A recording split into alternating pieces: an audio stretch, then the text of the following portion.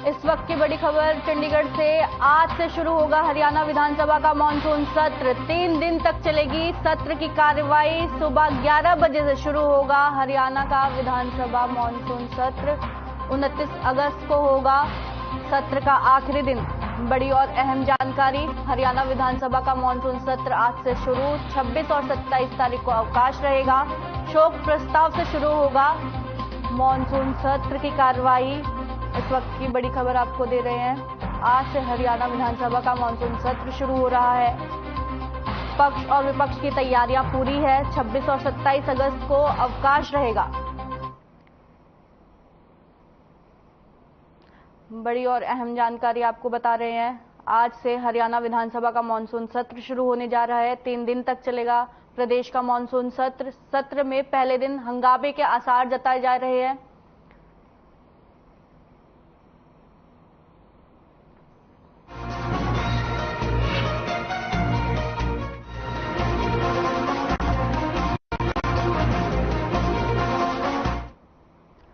पूर्व मुख्यमंत्री और नेता प्रतिपक्ष भूपेंद्र सिंह हुड्डा की अध्यक्षता में बीते दिन कांग्रेस विधायक दल की बैठक हुई। इस मौके पर प्रदेश प्रभारी दीपक बाबरिया और प्रदेश अध्यक्ष चौधरी उदयभान भी विशेष तौर पर मौजूद रहे। बैठक में आज से शुरू होने वाले विधानसभा सत्र में उठाए जाने वाले मुद्दों पर विस्तार से चर्चा हुई। हुड्डा ने बताया कि विधानसभा में कांग्रेस बाढ़, मुआवजे, बेरोजगारी, सीईटी, कानून व्यवस्था और नू हिंसा समेत 1.5 दर्जन मुद्दों को उठाएगी। इसके लिए अलग अलग विधायकों की ड्यूटी लगाई गई है। हालांकि आपको ये भी बताते चले कि मानसून सत्र को लेकर पक्ष की तैयारी भी पूरी है। बीते दिन हरियाणा बीजेपी ने भी बैठक की और सत्र के दौरान विपक्ष के सवालों पर जवाब देने के लिए रणनीति बनाई।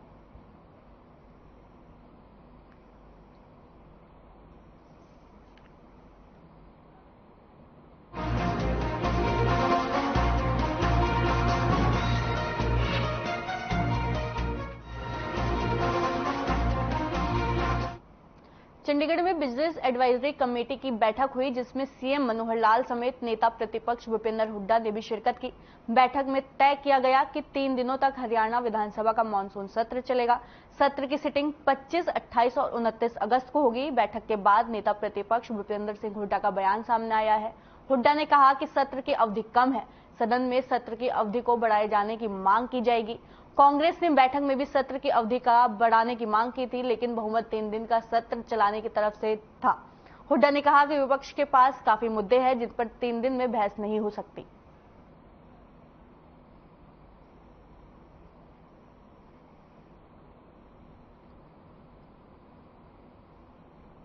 बीएससी की मीटिंग में जो फैसला किया गया है उन्होंने मेजोरिटी से, वो 3 दिन का मतलब कल 28 और 29। मैंने कहा था भी इनको एक्सटेंड करो, बहुत सारे इश्यूज हैं। मेजोरिटी का फैसला है, हाउस में भी हम रिक्वेस्ट करेंगे भी मैं और ज्यादा देना चाहिए। तो मैंने तो आग्रह किया भाई बिजनेस भी होगा और इश्यूज बहुत है, डिस्कशन के लिए इसका टाइम एक्सटेंड किया जाए।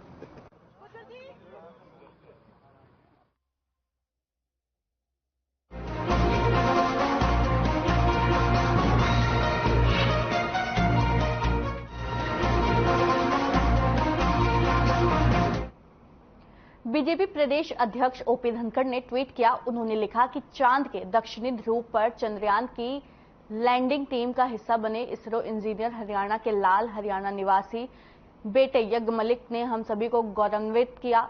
बेटे यज्ञमलिक एवं परिवार को बहुत बहुत बधाई एवं शुभकामनाएं।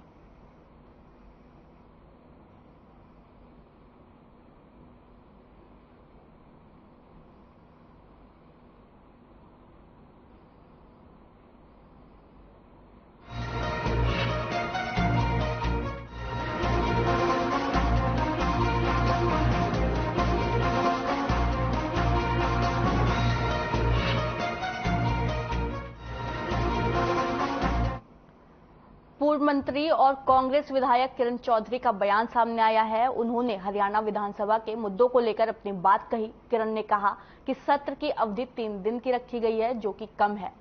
विधानसभा के सत्र का कम समय होने की वजह से तमाम मुद्दे उठाए नहीं जा पाएंगे। नू हिंसा के मुद्दे को कांग्रेस विधानसभा के मानसून सत्र में उठाएगी। इसी के साथ उन्होंने दूसरों मुद्दों पर भी अपनी बात रखी।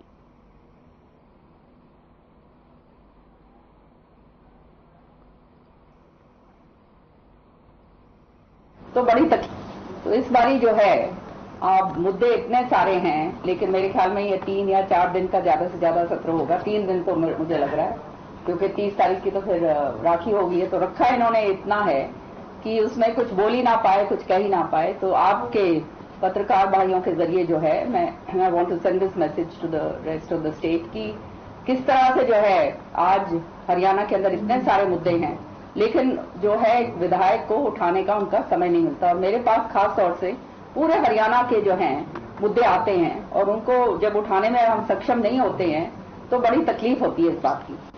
तो इस बारी जो है आप मुद्दे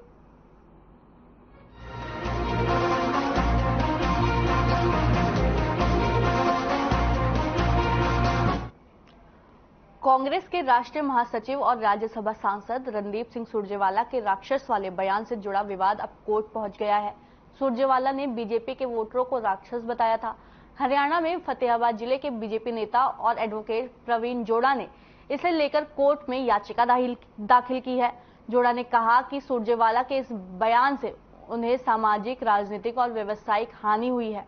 अब लोग भी कहते हैं कि तुम तो राक्षस हो। जोड़ा की दलीलें सुनने के बाद अदालत ने रणदीप सुरजेवाला को 17 नवंबर को कोर्ट में पेश होकर जवाब दाखिल करने के लिए कहा है। जोड़ा ने कहा कि सुरजेवाला ने सार्वजनिक रूप से जानबूझकर बीजेपी के समर्थकों और वोट देने वालों को राक्षस बताकर इन सभी लोगों की इमेज खराब करने और जनता में बदनाम करने का काम किया है।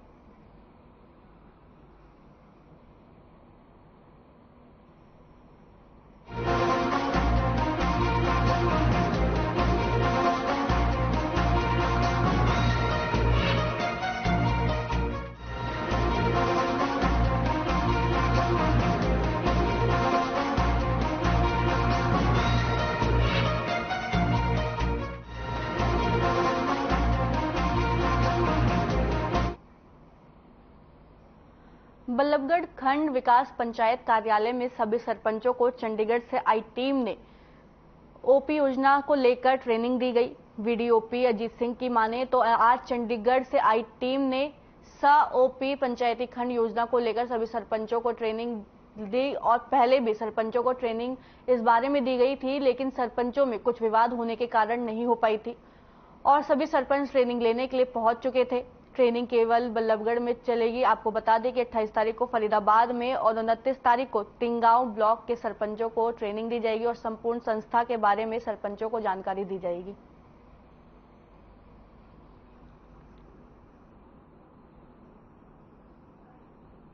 क्योंकि मीटिंग बुलाई गई है, ये ट्रेनिंग है, मीटिंग नहीं है, ट्रेनिंग है। चंडीगढ़ से टीम आई हुई है जो सभी सरपंचों को पंचायती राज एक्ट द्वारा जो एसओपी सरकार ने नहीं बनाई है उसके अनुसार कार्य करने की और पहले भी इस बार दी गई थी ट्रेनिंग, लेकिन उस टाइम में कोई डिस्प्यूट था सरपंचों का ट्रेनिंग में आने का, इस वजह से नहीं हो पाई थी।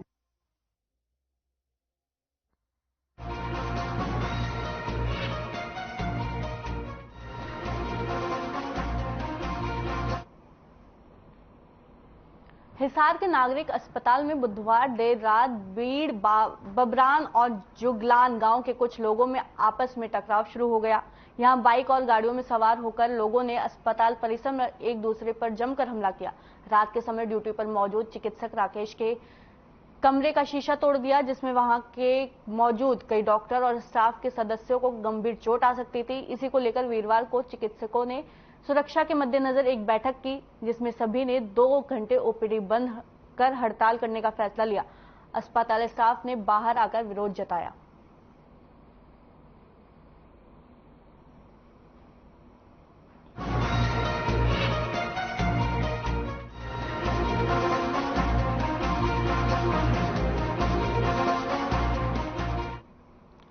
भिवानी के गांव बड़वा के पास तेज रफ्तार का कहर देखने को मिला है, जिसमें 3 लोगों की मौत हो गई जबकि एक की हालत गंभीर है। बताया जा रहा है कि नेशनल हाईवे 52 पर ट्रक ने बाइक को जोरदार टक्कर मार दी, जिस वजह से ये हादसा हुआ। ट्रक की चपेट में आने से एक 13 साल की किशोरी समेत 3 की मौके पर ही मौत हो गई।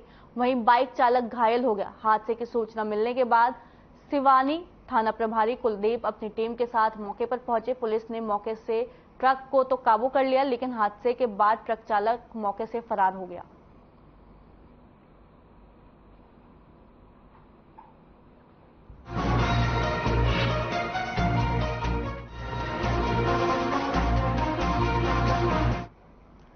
हिसार के परिवर्तन अस्पताल में मंगलवार रात को आग लग गई। आग में जलने से एक मरीज की मौत हो गई। मरीज को डिप्रेशन के चलते 20 अगस्त को अस्पताल में भर्ती कराया गया था। वह सेक्टर 15 का रहने वाला था और इनकम टैक्स विभाग में कंप्यूटर डाटा ऑपरेटर के पद पर नियुक्त था। वहीं परिजनों ने अस्पताल प्रबंधक पर लापरवाही का आरोप लगाया है।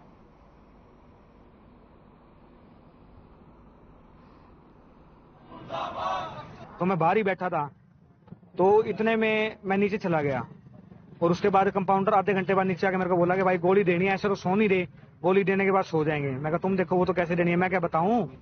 तो उन्होंने गोली दे, बोले ठीक है तू सो जा, हम दे देंगे। वो ऊपर चले गए। उसके 1 मिनट बाद ऊपर से कुछ फटने की आवाज आई। मैं ऊपर की तरफ भागा और वो सारे के सारे स्टाफ नीचे की तरफ भागा। मैं कमरे में गया तो मैंने देखा कि आग लगी हुई है। वो चिल्ला रहे थे। चिल्लाते मैंने बाहर आया और मैंने सीढ़ियों के पास फायर एक्सटिंग्विशर देखा। उसको लेके मैं कमरे में घुसा, लेकिन वो चला नहीं इनका फायर एक्सटिंग्विशर। उसके बाद मैं वापस बाहर आया। मैंने लोगों का मैं हेल्प कर दो, किसी ने हेल्प नहीं करी। सारे के सारे नीचे की तरफ भागे। ऐसा है, ये अमित वधवा नाम का एक पेशेंट एडमिट था यहाँ पे 20 तारीख से, और रात को जिस कमरे में वो एडमिट था आग लग गई। आग से झुलसने के कारण उसकी मृत्यु हो गई। हमने उसके परिजनों की शिकायत लेकर FIR दर्ज कर दी है। अगली कार्रवाई जारी। ये देखो ऐसा है, प्रथम दृष्टया देखने से आग लगने के कारण उसकी मृत्यु हुई है और उन्होंने जो शिकायत दी है, शिकायत के अनुसार जो धारा बन रही थी वही धारा लगाई गई थी।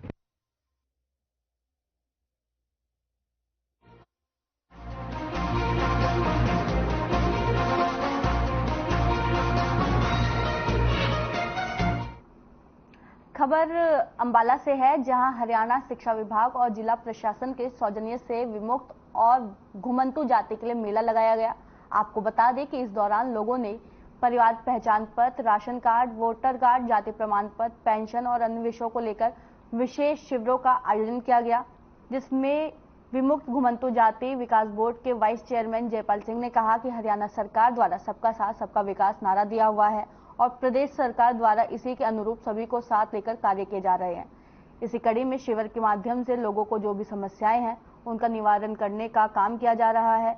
यहां पहुंचने पर जिला कल्याण अधिकारी शशिपाल माहला और बीजेपी ओबीसी मोर्चा के प्रदेश उपाध्यक्ष रमेश पाल नहोनी ने कहा कि मुख्यमंत्री मनोहर लाल का प्रयास है कि पंक्ति के खड़े अंतिम व्यक्ति का उत्थान हो और इसी बात को ध्यान में रखते हुए प्रदेश के सभी जिलों में विशेष कैंपों का आयोजन किया जा रहा है।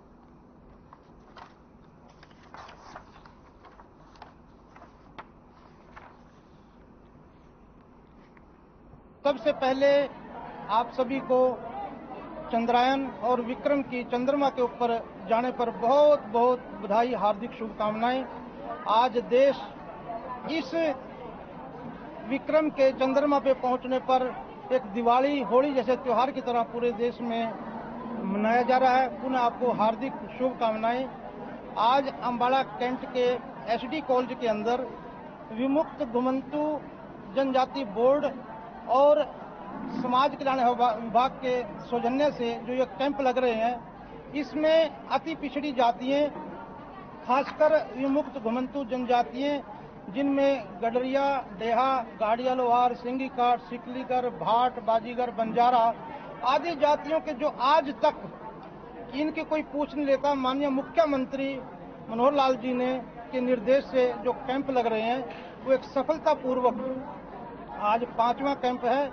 यहाँ पर DNT जो लोग हैं, DNT समाज है, उनके लिए कैंप और मेला का ऑर्गेनाइजेशन किया जा रहा है, जिसमें उनके जैसे जाति प्रमाण पत्र, उनका राशन कार्ड से संबंधित समस्याएं, परिवार पहचान पत्र से संबंधित और आधार कार्ड से संबंधित मुख्यतः, और शिक्षा विभाग का भी काउंटर यहाँ पे लगा हुआ है। उन सब से संबंधित समस्याएं यहाँ पे उनकी सुलझाई जा रही है, सुलझाने का प्रयास किया जा रहा है। एक जाति है कपड़िया जाति, उसमें लगभग मेरे गांव के अंदर लगभग 3-4 हज़ार की रिपोर्ट होगी। और सर इनका ना ऐसे टुकड़ों में, जैसे अम्बाड़ा में, करनाल में, लाडवा में, ऐसे हरियाणा में काफी लोग आबादी होगी यहाँ पर। लगभग सब 4 साल से लोग संघर्ष कर रहे हैं और संघर्ष साथ करते आते थे। इन लोगों के साथ झूठे वादाओं के अलावा ना साथ तो कुछ नहीं दिया गया। फिर आज भी इन लोगों को ना जाति बनाने के चक्कर में यहाँ बुलाया गया, लेकिन लास्ट में सर क्या हुआ, क्या इनको फिर जाति आधार कार्ड के चक्कर में लोगों को सौंप दिया। लेकिन सर आपसे मेरी मीडिया के माध्यम से मेरी एक अपील है, आप मेरी अपील है, सरकार से मेरी अपील रहेगी कि इन लोगों का भविष्य, इन लोगों के बच्चों का भविष्य नरक बना दिया गया। हरियाणा सरकार ने एक नारा दिया था, सबका साथ सबका विकास। उसी जो हरियाणा सरकार ने गरीब लोगों के लिए जन कल्याण योजनाएं बना रखी हैं, उसी के नियमित सारे हरियाणा के अंदर, हर विधानसभा में, हर जिले के अंदर एक अभियान चलाया हुआ है। खासकर जो अति गरीब लोग हैं, जिसमें डह समाज आ गया, कूचबंद आ गए, नट आ गए, पेरन आ गया, और गाड़िया लोहार आ गया, बाजीगर, गाडरिया, ऐसे मनियार वगैरह कई समाज से आदमी हैं जिनके लोग यहाँ काम करा रहे हैं। और मेरी सारे हरियाणा में ड्यूटी लगी है और सारे हरियाणा में हम हमारा टीम बना के चल रहे हैं।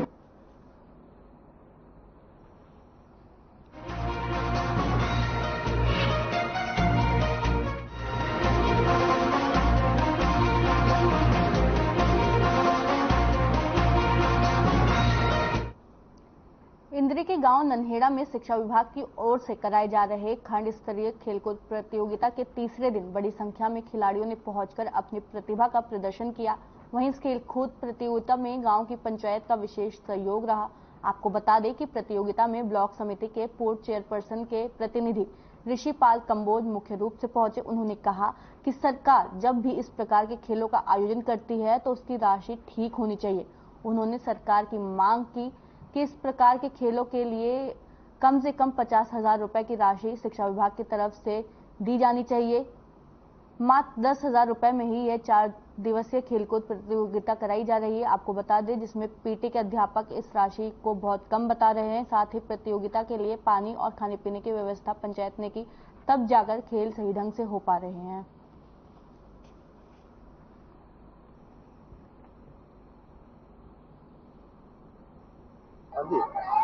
आज गांव नन्हेड़ा में 4 दिवसीय जो खेल कूद का प्रोग्राम चल रहा है बच्चों का, और इसमें लगभग 26 टीमें भाग ले रही थी। इसमें आज मुझे भी आने का मौका मिला और बहुत अच्छा लगा, क्योंकि बच्चों को खेल, इनका दिमाग, शरीर, खेल से हर चीज़ विकसित होती है।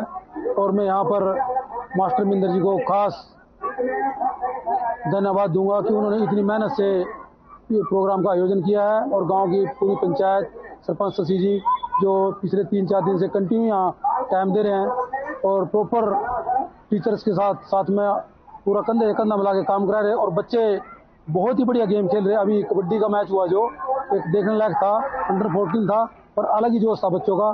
तो मैं तो यही कहूँगा तो इसमें और बढ़ चढ़ के भाग ले बच्चे। स्टेडियम में आज 4 दिवसीय प्रतियोगिता जो स्कूलों की तरफ शिक्षा विभाग की तरफ से शुरू की गई 4 दिनों से चल रही है। इसमें बच्चों ने बहुत बढ़ चढ़कर भाग लिया और जीवन का खेल में एक अलग ही महत्व है। जो बच्चे खेलते हैं उनका शारीरिक, मानसिक रूप से उनका विकास होता है। इसलिए हमारे गांव की पंचायत की तरफ से पूरा योगदान दिया जा रहा है। किस प्रकार की व्यवस्था की गई है गांव की तरफ से? गांव की तरफ से पानी की, सफाई की सब व्यवस्था की गई है। भोजन की व्यवस्था स्कूल में की गई है। क्या सरकार की तरफ से पैसे कम आ रहे हैं? सरकार की तरफ से तो बिल्कुल मिनिमम, बहुत ही कम पैसे रहे। ये आज 4 दिवसीय जो टूर्नामेंट चली हुई है उसका तीसरा दिन है। इसमें आज बॉयज के, कबड्डी के, खो खो के और एथलेटिक्स इवेंट होने हैं जो शुरू हो चुके हैं, जिसमें आज बड़ी संख्या में बच्चों ने भाग लिया है। स्कूलों से बड़ी संख्या में बच्चे आए हैं और गांव की पंचायत ने इनकी बहुत बढ़िया व्यवस्था की है। चाहे छाया के लिए टेंट लगाने की बात हो, चाहे पानी की व्यवस्था हो, चाहे खाने की व्यवस्था हो, वो सारा ग्राम पंचायत ने बहुत बढ़िया तरीके से किया हुआ है। आदेश जारी किया कि इन सभी गेमों को, और ये गेम अलग अलग होते थे पहले अलग अलग होने की वजह से फंड भी अलग अलग आता था, लेकिन विभाग ने कुछ ऐसी अब योजना बनाई कि इनको गेम को इकट्ठा कर दिया जाए और फंड को घटा दिया जाए। और ये जो फंड है आधा कर दिया गया, 10,000 रुपए मात्र। क्या मांग है फंड?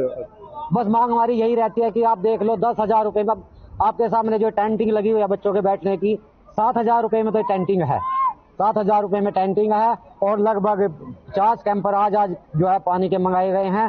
तो आप देख सकते हो कि 10,000 रुपए में क्या बच्चों को, सिर्फ बच्चों को हम यहाँ पे बिठा सकते हैं और ये पानी पिला सकते हैं। ना तो बच्चों के लिए फिर रिफ्रेशमेंट है, ना प्रसाद पानी, और ना ही कोई लंच की व्यवस्था की जा सकती है।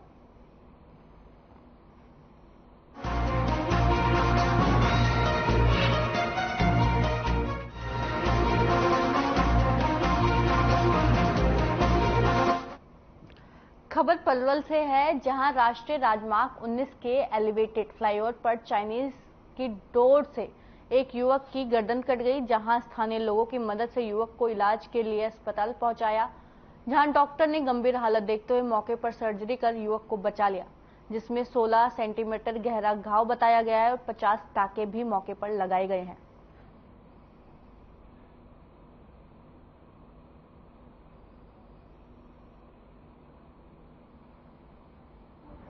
पुराना से जी दिल्ली जा रहे थे जी, और बड़े पुल पर चढ़े थे हम। बड़े पुल पर चढ़ने के बाद मेरे बच्चे की नाड़ में डोर हिली थी जी, पतंग की। फिर उसके बाद जी मतलब ज़्यादा गंभीर हो गया था मेरा लड़का, मतलब बेहोश हो गया था। फिर मैंने बेचारा चलने वालों से मदद मांगी थी, उन भाइयों ने मेरे साथ मदद करी थी। इस पेशेंट का नाम है खुर्शीद और ये हमारे पास लगभग 4 दिन पहले संडे को मॉर्निंग आया था। तो ये जो सिटी में फ्लाईओवर जा रहा है, इसके ऊपर बाइक से जा रहा था। तो हेलमेट था, पर वो हेलमेट से स्लाइड होके मंजा गर्दन में लगा तो काफ़ी हद तक गर्दन कर ली। तो ये विदिन 5-10 मिनट्स ही हमारे हॉस्पिटल में कोई साथ में गाड़ी वाला छोड़ के गया था। जिस समय ये आया था उस समय शॉक में था, मतलब उसका बीपी रिकॉर्डेबल नहीं था, बहुत ज़्यादा खून जा चुका था।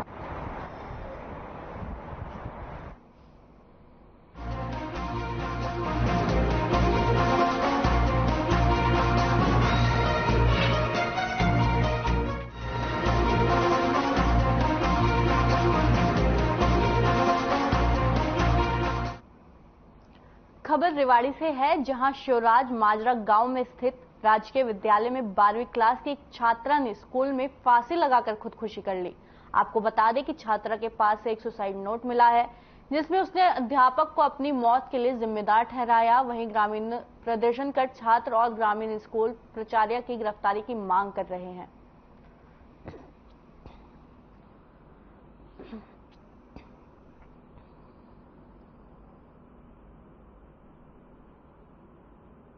और जो बातें बता रही हैं उनको सभी को शामिल तफ्तीश किया जाएगा, और जिनके खिलाफ जो बातें और सबूत आएंगी उसके अकॉर्डिंग हम जल्दी से जल्दी कार्रवाई करेंगे। मुद्दई पक्ष के हम साथ हैं, मुलजिम पक्ष के नहीं है।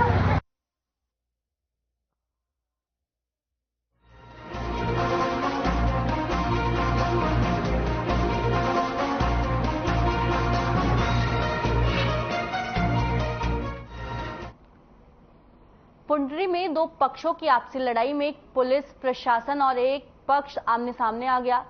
बीजेपी के मंडल अध्यक्ष की पत्नी ने पुलिस प्रशासन पर कई गंभीर आरोप लगाए। जवाब में चौकी प्रभारी ने भी मंडल अध्यक्ष विनोद बंसल और उसकी पत्नी के साथ 13 वर्षीय बच्चों पर पुलिस के साथ मारपीट और वर्दी फाड़े जाने का आरोप लगाया है।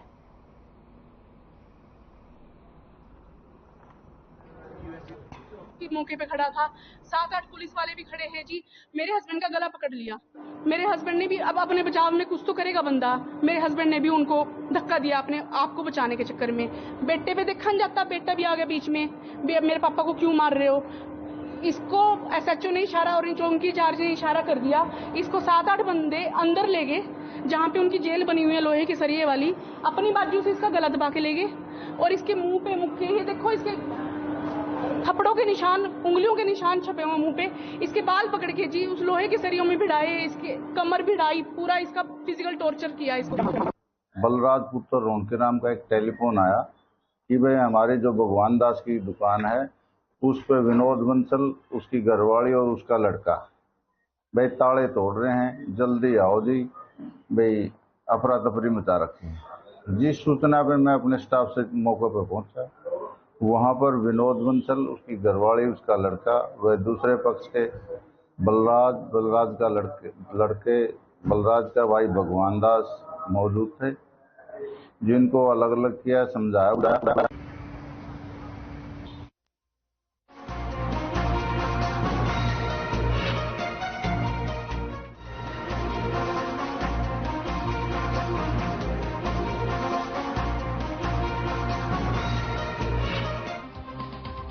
बड़ी खबर रेवाड़ी से, गुरुग्राम एंटी करप्शन ब्यूरो ने की कार्रवाई।